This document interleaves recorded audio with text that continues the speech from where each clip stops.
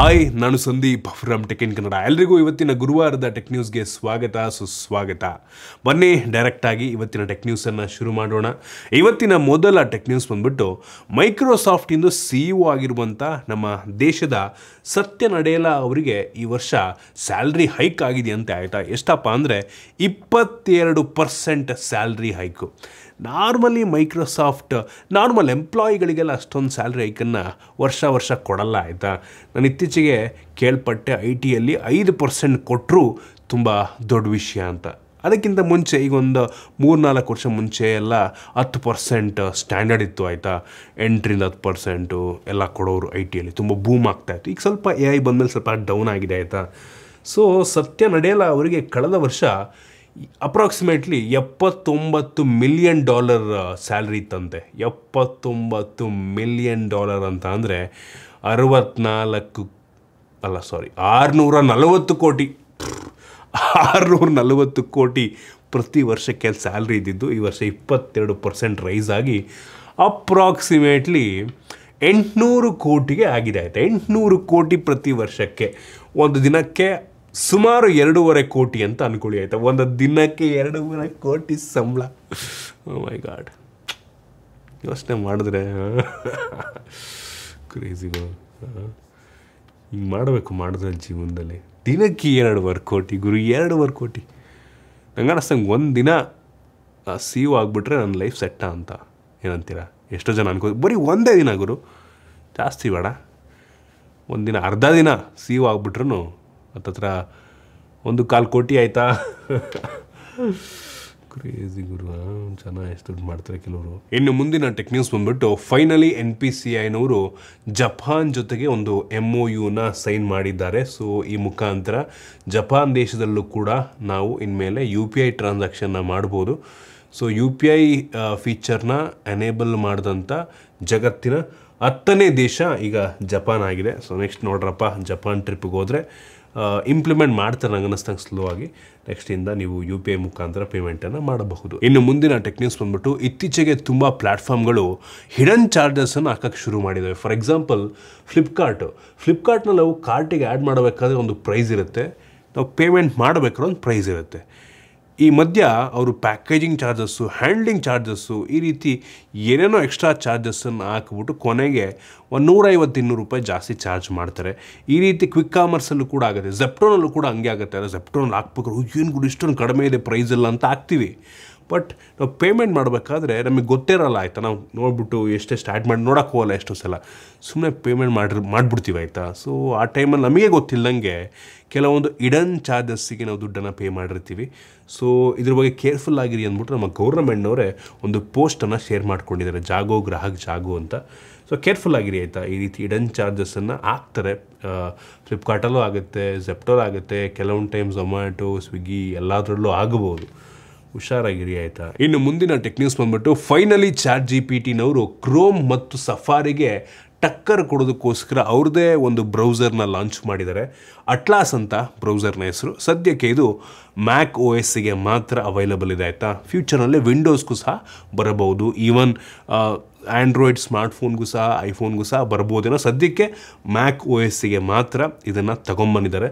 So ಇದರಲ್ಲಿ ಕೆಲವೊಂದು interesting feature ಎಲ್ಲ ಇದೆಯಂತೆ. ಆಯಿತಾ, ಸೊ ಅದರಲ್ಲಿ ಮೇಯ್ನ್ಲಿ AI ಇಂಟಿಗ್ರೇಷನು. ನೀವು ಏನು ಸರ್ಚ್ ಮಾಡ್ತೀರಾ, ನೀವು ನೋಡುವಂಥ ವೆಬ್ಸೈಟ್ ಎಲ್ಲದನ್ನು ನೋಡಿಕೊಂಡು ನಿಮಗೆ ಪರ್ಸನಲೈಸ್ಡ್ ರಿಸಲ್ಟನ್ನು ಇದು ಕೊಡುತ್ತಂತೆ. ಸೊ ನೋಡೋಣ ಇದು ಎಷ್ಟು ಸಕ್ಸೀಡ್ ಆಗುತ್ತೆ ಅಂತ. ಮೋಸ್ಟ್ಲಿ ಈ ಬ್ರೌಸರ್ನ ಯೂಸ್ ಮಾಡಿದ್ರೆ ChatGPT ಸ್ವಲ್ಪ ಫಾಸ್ಟಾಗಿ ಕೆಲವೊಂದು ಪರ್ಕ್ಸ್ಗಳನ್ನ ಕೊಡ್ಬೋದು ಅವರು, ಫಾಸ್ಟಾಗಿ ಆನ್ಸರ್ ಮಾಡೋ ರೀತಿ.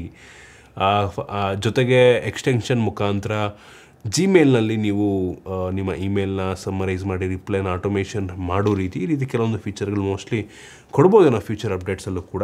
ಒಟ್ಟಿನಲ್ಲಿ ಓಕೆ, ಪರವಾಗಿಲ್ಲ, ಒಂದು ಲೆವೆಲಿಗಿದೆ. ನಂಗೆ ಅನ್ನಿಸ್ತಂಗೆ ಈ ಫೀಚರ್ನ ಈವನ್ ಕ್ರೋಮ್ನಲ್ಲೂ ಕೂಡ ಕೊಡ್ಬೋದು, ಏನು ಅಂತ ದೊಡ್ಡ ವಿಷಯ ಅಲ್ಲ ನಂಗೆ ಅನ್ನಿಸ್ತಂಗೆ. ಇನ್ನು ಮುಂದಿನ ಟೆಕ್ ನ್ಯೂಸ್ ಬಂದ್ಬಿಟ್ಟು ರೀಸೆಂಟಾಗಿ ಬಂದಿರುವಂಥ ರಿಪೋರ್ಟ್ನ ಪ್ರಕಾರ 2024ನೇ ಇಸ್ವಿ, ಕಳೆದ ವರ್ಷ ಏನು ಪಾಸ್ಔಟ್ ಆಗಿದ್ದರೂ ವಿದ್ಯಾರ್ಥಿಗಳು, ಗ್ರ್ಯಾಜುಯೇಟ್ ಆದಂಥವರು ಇನ್ನೂ ಕೂಡ ಸುಮಾರು ಒಂದು 60% ಜನಕ್ಕೆ ಕೆಲಸ ಸಿಕ್ಕಿಲ್ವಂತೆ.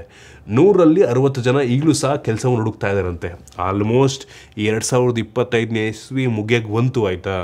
ಒಂದು ವರ್ಷ ಆದರೂ ಸಹ 2024ನೇ ಇಸ್ವಿಯ ಎಷ್ಟೋ ವಿದ್ಯಾರ್ಥಿಗಳಿಗೇ ಕೆಲಸ ಸಿಕ್ಕಿಲ್ಲ ಅಂದರೆ ಇನ್ನು ನೆಕ್ಸ್ಟ್ ಯಾವ ರೀತಿ ಅಂತ ಯೋಚನೆ ಮಾಡ್ಕೊಳ್ಳಿ ಆಯಿತಾ. ಈ AI ಎಲ್ಲ ಬಂದ ಮೇಲೆ ಕೆಲಸ ಆ್ಯಕ್ಚುಲಿ ಓಪನಿಂಗೇ ಇಲ್ಲ. ಈ ವರ್ಷ ನಾನು ತುಂಬ ಜನ ಕೇಳಿದ್ದೀನಿ, ಓಪನಿಂಗೇ ಇಲ್ಲ ಆಯಿತಾ. ಕೆಲಸಕ್ಕೆ ಯಾರು ಹೈರಿಂಗೇನೆ ಸ್ಟಾಪ್ ಮಾಡಿಬಿಟ್ಟಿದ್ದಾರೆ ಆಯಿತಾ. ತುಂಬ ಕಷ್ಟ ಇದೆ.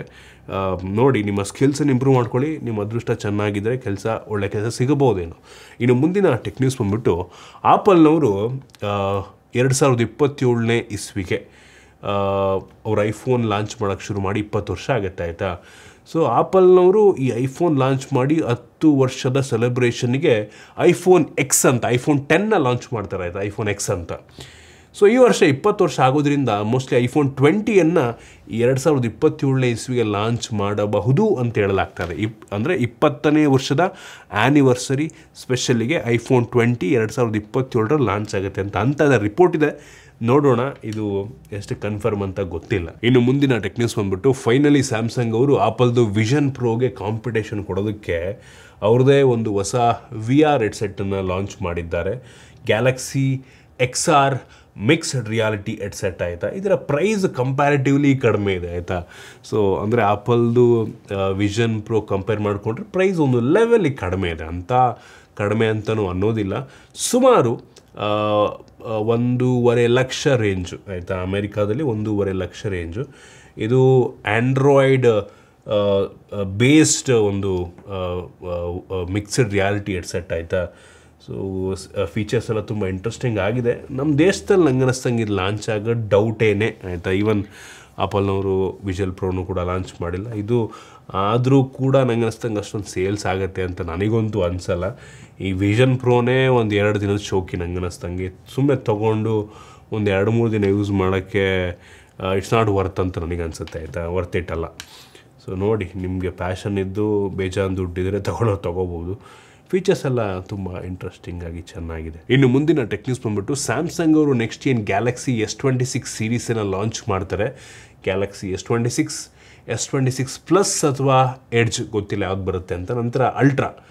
ಈ ಫೋನ್ಗಳೆಲ್ಲ ಸ್ನ್ಯಾಪ್ಡ್ರ್ಯಾಗನ್ ಪ್ರೊಸೆಸರ್ನ ಜೊತೆಗೆ ಬರಲ್ವಂತೆ, ಎಕ್ಸಿನೋಸ್ ಪ್ರೊಸೆಸರ್ನ ಹಾಕ್ತಾರಂತೆ. ಏನಕ್ಕೆ ಅಂದರೆ ಏನು ಸ್ನ್ಯಾಪ್ಡ್ರ್ಯಾಗನ್ 8 Elite Gen 5 ಪ್ರೊಸೆಸರ್ ಇದೆ, ಅದಕ್ಕಿಂತ ಪವರ್ಫುಲ್ ಆಗಿರುವಂಥ ಎಕ್ಸಿನೋಸ್ ಪ್ರೊಸೆಸರ್ ಇದೆಯಂತೆ ಅವ್ರದ್ದು. ಸೊ ಎಕ್ಸಿನೋಸ್ 2600 ಇದನ್ನು ಆಗ್ತಿರತ್ತೆ, ಗೊತ್ತಿಲ್ಲ ಎಷ್ಟು ಸಕ್ಸೀಡ್ ಆಗುತ್ತೆ ಅಂತ. ಸೊ ಈ ಎಕ್ಸಿನೋಸ್ ಪ್ರೊಸೆಸರ್ಗಳು ಮುಂಚೆ ಎಲ್ಲ ತುಂಬ ಹೀಟ್ ಆಗ್ತಾಯಿತ್ತು. ಇದನ್ನು ಯಾವ ರೀತಿ ಸ್ಟೇಬಲ್ ಮಾಡಿದ್ದಾರೆ, ಹೆಂಗಿರುತ್ತೆ ಕಾದು ನೋಡಬೇಕಾಗಿದೆ. ಚೆನ್ನಾಗಿದ್ದರೆ, ಪವರ್ಫುಲ್ ಆಗಿದ್ದರೆ, ಚೆನ್ನಾಗಿ ಆಪ್ಟಿಮೈಸ್ ಮಾಡಿದರೆ ಒಳ್ಳೆಯದು. ಸ್ವಲ್ಪ ಹೀಟಿಂಗ್ ಇಶ್ಯೂ, ಬ್ಯಾಟ್ರಿ ಇಶ್ಯೂ ಕೊಡ್ತು ಅಂತ ಅಂದರೆ ಜನ ಮಕ್ಕುಗಿದ್ಬಿಟ್ಟು ಓಡಿಸ್ತಾರೆ ಅಷ್ಟೇ, ಏನು ಮಾಡೋಕ್ಕಾಗಲ್ಲ. ಇನ್ನು ಮುಂದಿನ ಟೆಕ್ ನ್ಯೂಸ್ ಬಂದುಬಿಟ್ಟು ರೆಡ್ಮಿನವರು K90 ಅಂತ ಒಂದು ಹೊಸ ಫೋನನ್ನು ಲಾಂಚ್ ಮಾಡಿದ್ದಾರೆ. ಸೊ ಇವತ್ತು ಆ್ಯಕ್ಚುಲಿ ಇದನ್ನು ಅನೌನ್ಸ್ ಮಾಡ್ತಾ ಇರೋದು. ಸೊ ಇದರ ಸ್ಪೆಸಿಫಿಕೇಶನ್ ಒಂದು ಲೆವೆಲ್ಲಿಗೆ ಚೆನ್ನಾಗಿದೆ. ನಂಗೆ ಅನ್ನಿಸ್ತಂಗೆ ಪೋಕೋ ಹೆಸರಲ್ಲಿ ಈ ಫೋನ್ ಬರಬಹುದಾ ಅಂತ ಕೆಲವು ದಿನಗಳಲ್ಲಿ ಗೊತ್ತಿಲ್ಲ. ಸೊ ಇದರಲ್ಲಿ OLED ಡಿಸ್ಪ್ಲೇ ಇದೆ, ಸ್ನ್ಯಾಪ್ಡ್ರ್ಯಾಗನ್ 8 Elite ಚಿಪ್ ಇದೆ, ಟೆಲಿಫೋಟೋ ಕ್ಯಾಮ್ರಾ ಕೊಟ್ಟಿದ್ದಾರೆ, 7100 mAh ಕೆಪಾಸಿಟಿ ಬ್ಯಾಟ್ರಿ, 100 ವ್ಯಾಟಿನ ಚಾರ್ಜರ್. ಗೊತ್ತಿಲ್ಲ ಈ ಫೋನ್ K ಸೀರೀಸೆಲ್ಲ ಲಾಂಚ್ ಆಗುತ್ತಾ ಅಥವಾ ಬೇರೆ ಹೆಸರಲ್ಲಿ ಲಾಂಚ್ ಮಾಡ್ತಾರೆ ಏನು ಅಂತ. ಇದರ ಜೊತೆಗೆ OnePlus ಅವರು ಅವ್ರದ್ದು Ace 6 ಲಾಂಚ್ ಮಾಡಿದ್ದಾರೆ. ಸೊ ಇದು ನಂಗೆ ಅನ್ನಿಸ್ತಂಗೆ ಗೊತ್ತಿಲ್ಲ ನಮ್ಮ ದೇಶದಲ್ಲಿ ರೀಬ್ರ್ಯಾಂಡ್ ಆಗುತ್ತಾ ಏನು ಅಂತ. ಸೊ OnePlus 15 ಜೊತೆಗೆ ಬೇರೆ ಇನ್ನೊಂದು ಫೋನು ಲಾಂಚ್ ಮಾಡ್ಬೋದೇನೋ, ಸೊ ಇದರಲ್ಲಿ ನಮಗೆ ದೊಡ್ಡ ವೇಪರ್ ಚೇಂಬರ್ ಅಂತೆ, 165 ಹರ್ಟ್ಸಿಂದು LTPO AMOLED display, Snapdragon 8 Elite. So mostly ಇದನ್ನು ಏನಾದರೂ 15R ಅಂತ ಲಾಂಚ್ ಮಾಡ್ತಾರಾ ನೋಡಬೇಕಾಗಿದೆ. ಈ ಫೋನಲ್ಲಿ 7800 mAh ಕೆಪಾಸಿಟಿ ಬ್ಯಾಟ್ರಿ ಇದೆ, 120 ವ್ಯಾಟಿನ charging, metal frame, G2 network chip ಅಂತೆ, ಈಸಿ. ಸೊ ಇದಿಷ್ಟು ಇವತ್ತಿನ ಟೆಕ್ ನ್ಯೂಸ್. ಐ ಹೋಪ್ ನಿಮಗೆ ಇವತ್ತಿನ ಟೆಕ್ ನ್ಯೂಸಲ್ಲಿ ಕೆಲವೊಂದು ಹೊಸ ವಿಷಯ ತಿಳಿದುಕೊಳ್ಳೋಕ್ಕೆ ಸಿಕ್ಕಿದೆ ಅಂತ ಅನ್ಕೋತೀನಿ. ಇಷ್ಟ ಆಗಿದ್ರೆ ಲೈಕ್ ಮಾಡಿ, ಶೇರ್ ಮಾಡಿ. ಇದೇ ರೀತಿ ನಮ್ಮ ಬೇರೆ ಬೇರೆ ವೀಡಿಯೋಗಳಿಗೆ ನಮ್ಮ tech in Kannada YouTube channel subscribe ಮಾಡ್ಕೊಂಡಿಲ್ಲ ಅಂದರೆ ಈಗಲೇ ಸಬ್ಸ್ಕ್ರೈಬ್ ಮಾಡ್ಕೊಳ್ಳಿ ಮತ್ತು ಬೆಲ್ ಐಕಾನ್ ಕೂಡ ಕ್ಲಿಕ್ ಮಾಡ್ಬೋದು. ಸಿಗೋಣ ಮತ್ತೆ ಮುಂದಿನ ವೀಡಿಯೋದಲ್ಲಿ.